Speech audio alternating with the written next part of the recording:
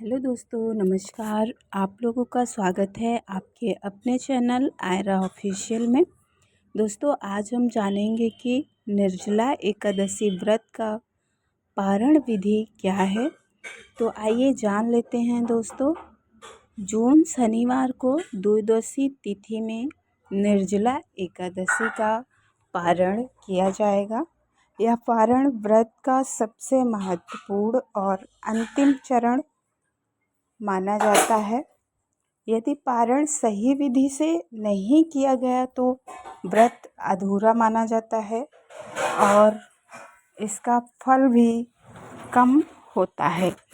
जो व्यक्ति पूरी तरह विधि विधान के साथ निर्जला एकादशी का व्रत रखता है और पारण करता है, उस पर भगवान विष्णु और माता लक्ष्मी की विशेष कृपा बनी रहती है। इस व्रत को सफलतापूर्वक पूरा करने के लिए पारण का सही समय और विधि जानना बहुत ज़रूरी है। पारण के दौरान व्यक्ति हल्का और शुद्ध आहार ग्रहण करता है, जिससे व्रत का पूरा फल मिलता है। ऐसा माना जाता है कि पारण के बाद जीवन में कभी भी किसी वस्तु की कमी नहीं आती और मृत्यु के बाद वैकुंठ धाम की प्राप्ति होती है। इसलिए निर्जला एकादशी का पारण श्रद्धा और नियम के साथ करना अत्यंत आवश्यक है। निर्जला एकादशी पारण का महत्व। निर्जला एकादशी का पारण वर्ष 2025 में अगले दिन यानी द्वादशी तिथि को किया जाएगा। पारण व्रत का सबसे महत्वपूर्ण और अंतिम चरण होता है, जिसका अर्थ है उपवास का विधिपूर्वक समापन करना। एकादशी व्रत का पारण द्वादशी तिथि में सही समय, शुभता और श्रद्धा के साथ किया जाना आवश्यक है, तभी व्रत का पूरा फल मिलता है। शास्त्रों के अनुसार यदि पारण समय पर द्वादशी तिथि में नहीं किया जाता है तो व्रत अधूरा और निष्फल माना जाता है।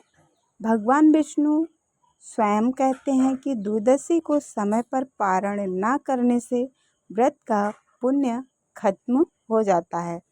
पारण करने से व्रती को व्रत का पूर्ण फल, पुण्य और ईश्वरीय आशीर्वाद प्राप्त होता है। इसलिए पारण को बड़ी श्रद्धा और नियमबद्ध तरीके से करना चाहिए। द्वादशी तिथि 6 जून शाम 6:33 से शुरू हो जाएगी। पारण का शुभ मुहूर्त 7 जून की सुबह 6 बजे से शुरू होकर दोपहर 1:30 तक रहेगा। धार्मिक नियमों के अनुसार पारण द्वादशी के दिन सूर्योदय के बाद करना चाहिए, ताकि व्रत का सही फल प्राप्त होता है।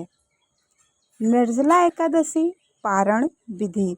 ज्येष्ठ मास के शुक्ल पक्ष की द्वादशी तिथि 17 जून शनिवार 2025 को पारण करें। सुबह स्नान करके साफ और शुद्ध वस्त्र पहने, भगवान विष्णु को प्रणाम करें और पारण की भावना बनाएं। पीले फूल, तुलसी पत्र, चंदन, अक्षत और जल अर्पित करें। फल, दूध, मिष्ठान और तुलसी पत्र के साथ भगवान विष्णु को भोग लगाएं। तुलसी माला से ओम नमो भगवते वासुदेवाय मंत्र 108 बार जपें। विष्णु सहस्त्र नाम और कनकधारा स्रोत का पाठ करें। भगवान विष्णु और माता लक्ष्मी की आरती करें और प्रणाम करें। व्रत में हुई भूलों के लिए भगवान से क्षमा मांगें और व्रत स्वीकार करने की प्रार्थना करें। किसी ब्राह्मण या ज़रूरतमंद को जल, अन्न, वस्त्र, पंखा, छाता, शक्कर, दक्षिणा आदि दान करें। विशेष रूप से जल से भरा हुआ कलश दान करना शुभ माना जाता है।